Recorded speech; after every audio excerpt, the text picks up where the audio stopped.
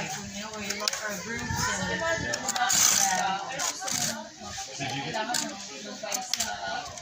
mayroon, daming bahay. Daming bahay.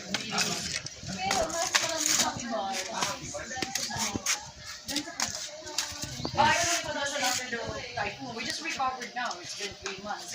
Wow! So part now was like after the typhoon.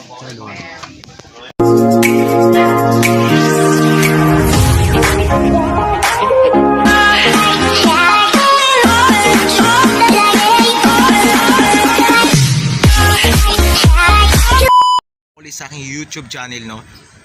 Guys, salamat nga pala sa lahat na nag-support sa akin. So sa wakas guys, narating ko rin yung pangarap ko. At saka guys, maraming salamat nga po unang-una sa Panginoong Diyos, sa Diyos, kay Lord, no? Kasi gimblish niya ako, no? Sobrang gimblish niya ako na narating ko yung ganyang karaming subscribe at nahawakan ko yung pinaghirapan ko sa YouTube.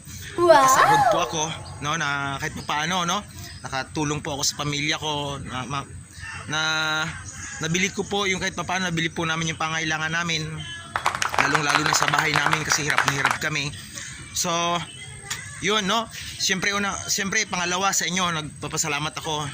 Huwag nating kalimutan lagi kahit anong marating natin sa buhay natin, lagi nagaling yan kay Lord, naging bliss niya ako. So hindi ko sa katakalain na talagang maging ganap talaga na vlogger ako, no? Wow! So marami na nagko-comment, marami na tayong subscriber. Sa wakas, sa dati kasi pangarap ko lang talaga na lagi ko sineshare dito sa mga video ko na dati talagang pangarap ko lang na maging vlogger, no? Pero ngayon talaga sa tulong ni Lord at lalo pa tiwala sa sarili. Siyempre andyan kayo na nag-support sa akin, nag-support sa akin, maraming salamat, no?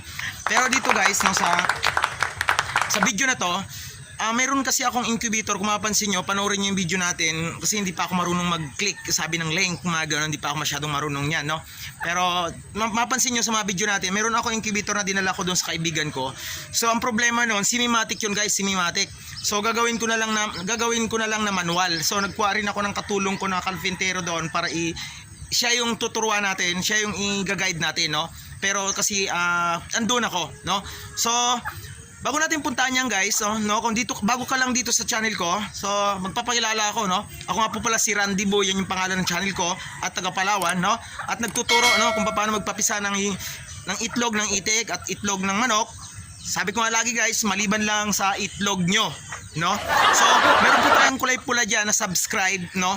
Paki-click nyo na po yung subscribe, libre po yan, wala pong bayad. At paki-click nyo na yung okay, no, i-like nyo na po yung video. At kung gusto nyo po pong may makaalam sa atin at marami pa tayong matulungan, lalo pa yung mga katulad ng mga pamilya nyo, mga kaibigan nyo, no, pwede nyo ipindot yung share dyan. So hindi na natin patagalin at puntahan natin doon sa resort, doon sa kaibigan ko, no. Puntahan natin kasi maglalakad ako doon. So puntahan natin, wala na tayong patumpik-tumpik pa. Where we go, let's go!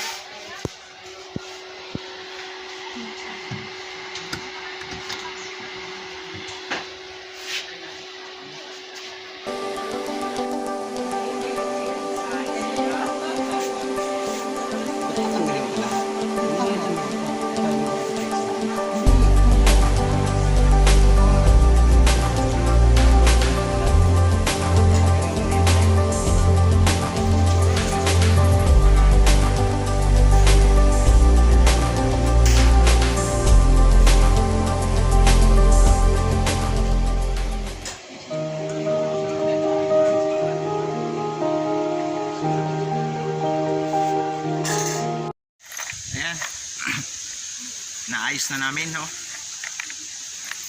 Kasi itong mga ibang gamit, ito yung mga inaayos namin na to, doon dati ito sa malaki kong incubator.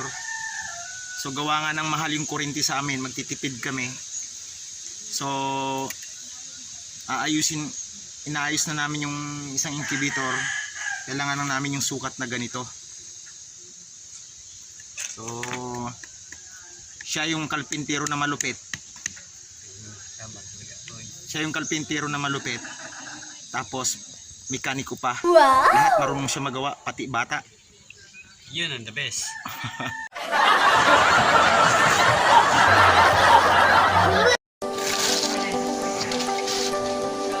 We're all broke. From the pandemic and all that. Yeah, so we're thinking also for me that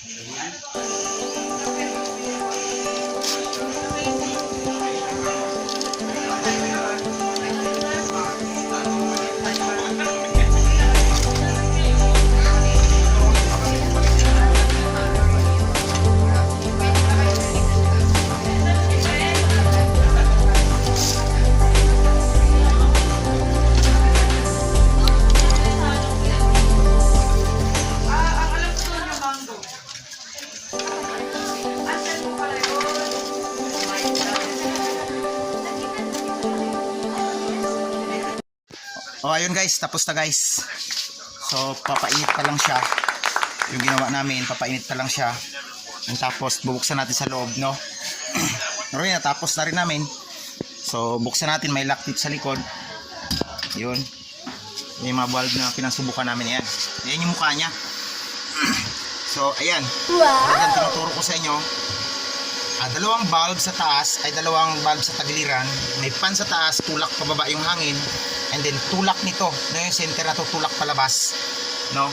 So ayan na po yung labas niya. Medyo malayo naman po siya, hindi kami naglagay ng plywood dito, no? Kasi malayo naman siya sa tray, no? So ayan yung tray, 1, 2, 3, 4. So sa taas, mapapansin nyo malapad ito kasi hot chair, dito natin ilalagay yung mga sisyo. So mas naniwala ako guys na mas the best yung hot chair code sa taas kasi guys, ang kinakatakutan lang naman natin yung ipot ng manok pupunta dito sa itlog. So lalagyan lang natin ng plywood dito or dyaryo para walang mangyari, no?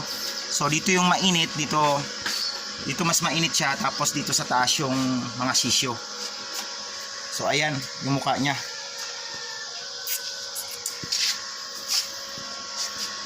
So ayan, oh. Malayo na siya sa dati. So pwede na kaming magsalang.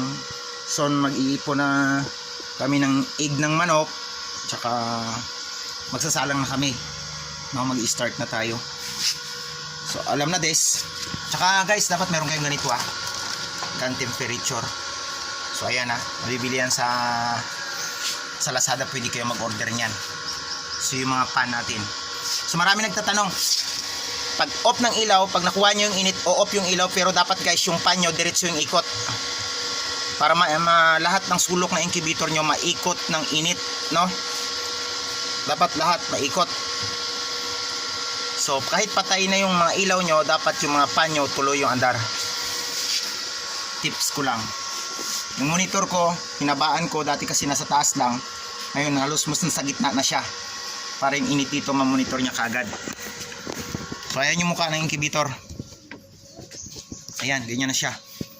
So, ka-start lang namin kaya hindi pa siya ng 37.5. So, see you next video guys. Salamat.